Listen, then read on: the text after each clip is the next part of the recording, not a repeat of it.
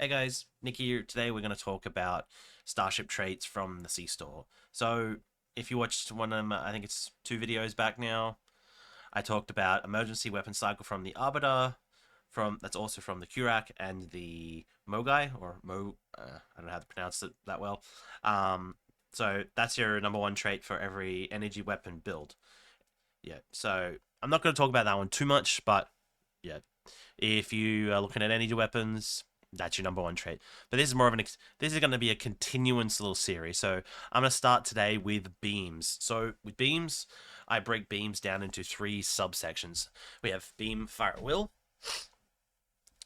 We have beam overload. We have beam and tanking.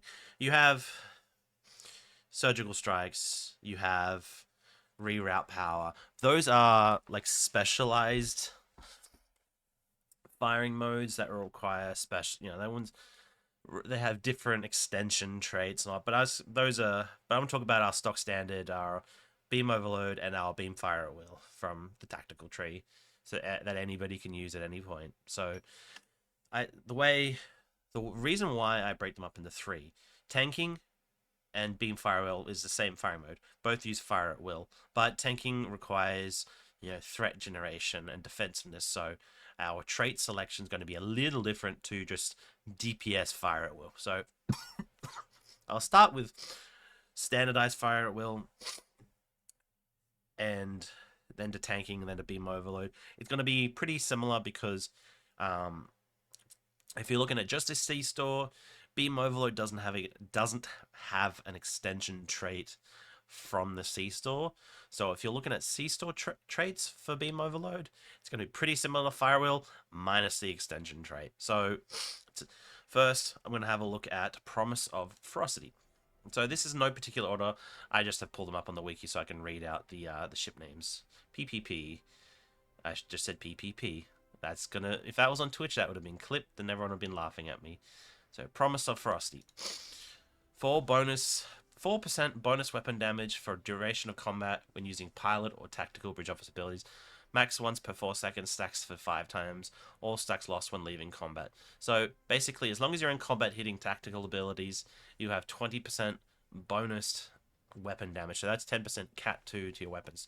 So that's a 20% damage increase by just using your traits. So rather good, and CC store trait is from the Andorian Theoxan pilot escort, the Lethian X Shaz. I really am butchering these.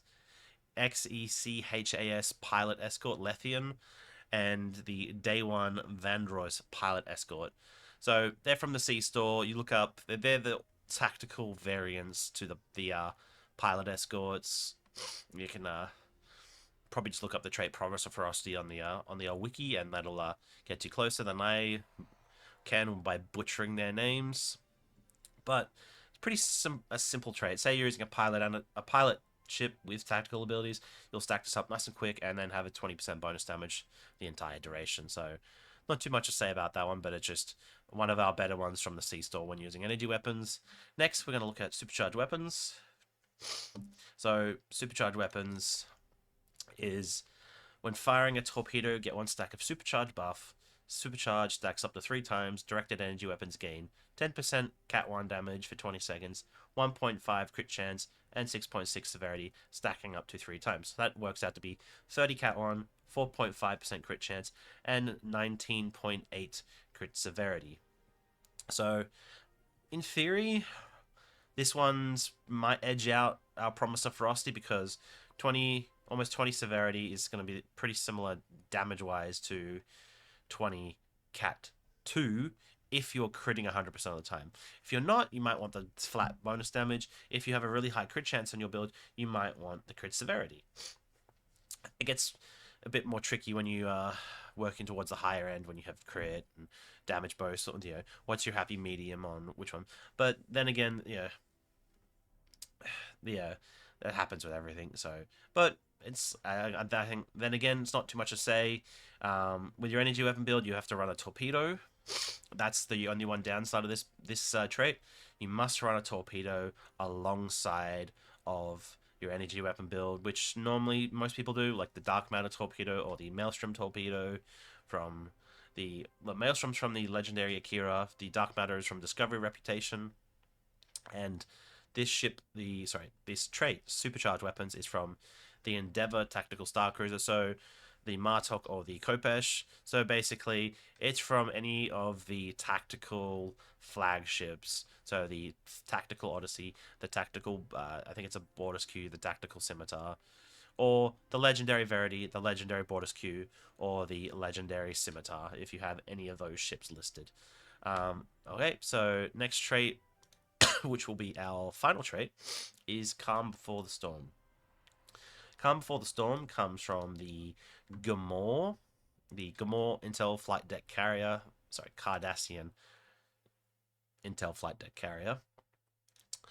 And it is, while in combat, gain 1 stack every 2 seconds. Each stack of Calm gives 5 all damage resistance rating. At 10 stacks, gain Storm for 20 seconds. 33% fire cycling haste for energy weapons.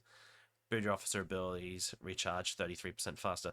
So the difference between bonus damage and fire cycling haste for energy weapons. So energy weapons will hit very fast, very quickly, and I would say not quite as hard as like your beam over. So say you're using a fire at will, that's more of just spreading your damage everywhere. So it's spread. Beam overload about big hits, but they all very scale very well with fire cycling haste. The quicker you can hit, the more damage you do, the more weapon procs you get, the more every proc you get, and just feeds better into your builds. So this is why this trait is one of the highly rated ones for energy weapon builds. And then last to be noted for energy weapons, for beam, fire at will, and for tanking, will be Entwined Tactical Matrices.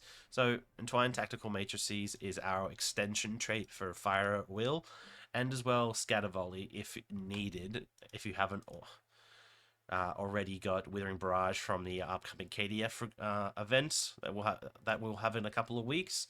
If you haven't got those traits and you may be like, oh, I want fire at will, knowing that we'll get Withering Barrage soon, you can get this just as a filler just for now, because it still will be your fire at will extension trait, and as well can be a Scatter Volley extension trait.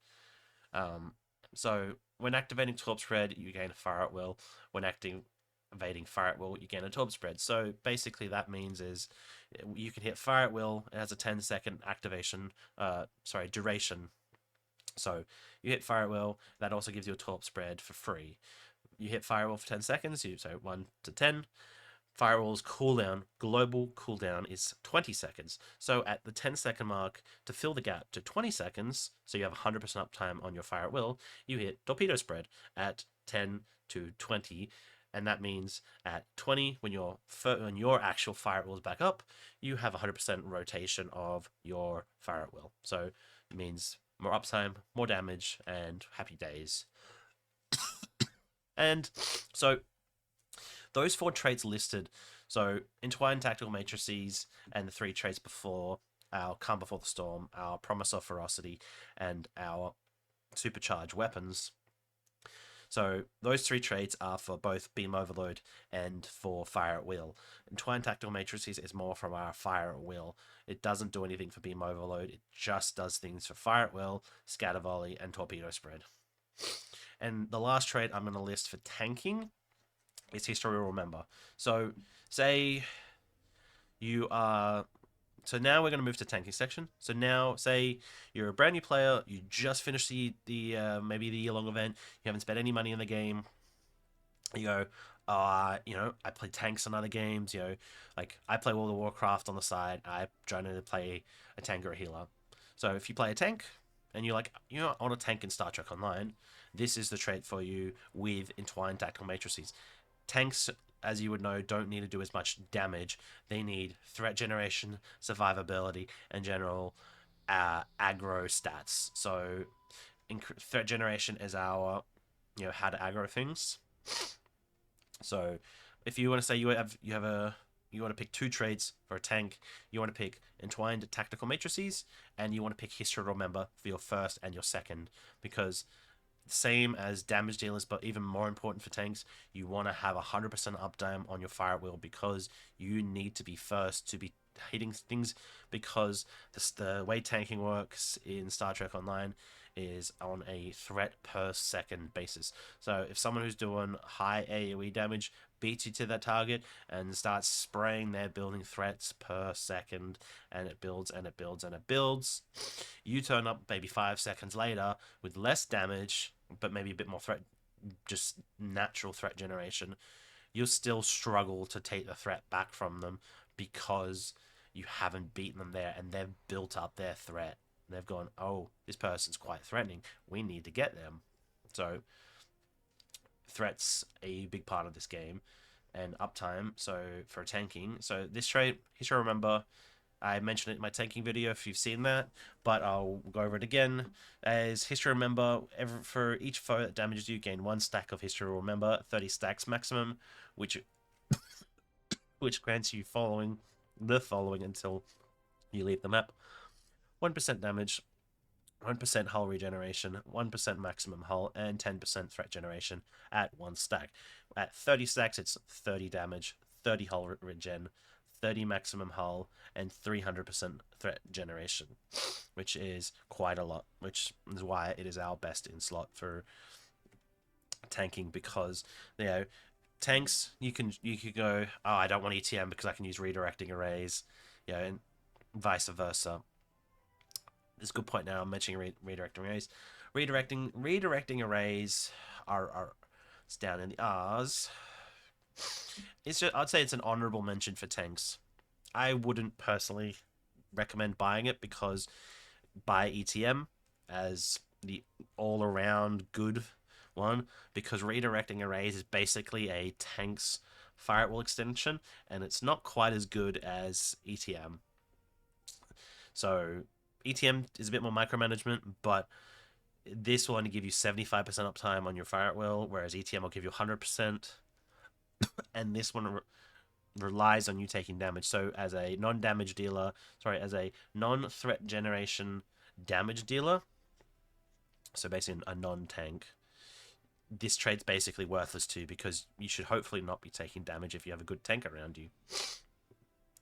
But it's just an honorable mention for tanks, like, you want to just trial it out or whatever it is. Yeah, there's that. But otherwise, that's about 5 traits. There isn't too many others that are just straight C-store ships. Strike from Shadows is good. It just falls short for me because it quite easily, if you're on the budget level, and you're never gonna get lockbox ships, or you're never gonna get events, or you're never gonna get like exchange traits, maybe it might make your build. But fire cycling haste, cooldown reduction, history remember for tanks, and extension traits all are gonna beat it out, because just the raw numbers. This is only 10% bonus damage. Even the weakest of the traits that I mentioned earlier will beat this out. It's just the uptime. So it might make your build for a little bit, but it's gonna get replaced pretty quickly. So that's generally why I didn't want to put it on the list. But okay, guys, that'll be it for today.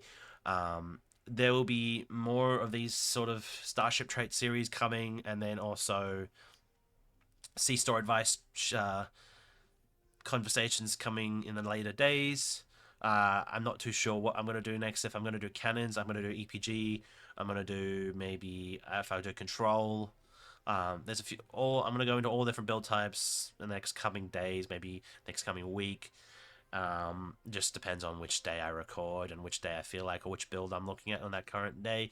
Today I felt like doing beams, so maybe tomorrow we might do cannons. So I will say, if you like this video, please like, comment, and subscribe down below, and we'll see you all next time. Thanks, bye.